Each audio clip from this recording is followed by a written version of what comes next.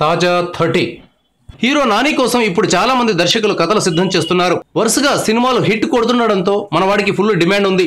Telugu cinema చరిత్రలో ఇటీవల కాలంలో డబుల్ హ్యాట్రిక్ కొట్టిన హీరో నాని ఒక్కడే. ఈ నాని ఒకప్పుడు అసిస్టెంట్ డైరెక్టర్. ఆనాటి విషయాలను నాని ఇటీవల గుర్తు చేసుకున్నారు. నేను అసిస్టెంట్ డైరెక్టర్గా పనిచేస్తున్నప్పుడు ఓ రోజు డైరెక్టర్ నందిని నా దగ్గరకు వచ్చింది. రేడియో జాకీగా అవకాశం ఉందని చెప్పింది. నెలకు 16,000 రూపాయల జీతమని తెలిపింది. 16,000 అనేసరికి ఆశ పుట్టింది. ఈ మొత్తంతో సగం హైదరాబాద్ కొనేయచ్చు కదా అని అనుకున్నాను. దీంతో పాటు వారం రోజుల పనిని 5-6 గంటల్లో పూర్తి చేయొచ్చు అని చెప్పేసరికి టెంప్ట్ అయ్యాను. మిగిలిన రోజుల్లో హీరోలను కలిసి కథలు చెప్పొచ్చని భావించాను. నేను కథ చెప్పిన ఏకైక ఆర్టిస్ట్ అల్లు అర్జున్ మాత్రమే. ఇదొక కమర్షియల్ కథ. బన్నీకి కూడా నచ్చింది. ఇంతలోనే నేను హీరో కావడంతో బన్నీకి చెప్పిన కథ కథలాగే ఉండిపోయింది. ఎప్పుడు బన్నీని కలిసినా ఆ కథ ఉందిగా, అలాగే ఉంచు అని అంటుంటారు.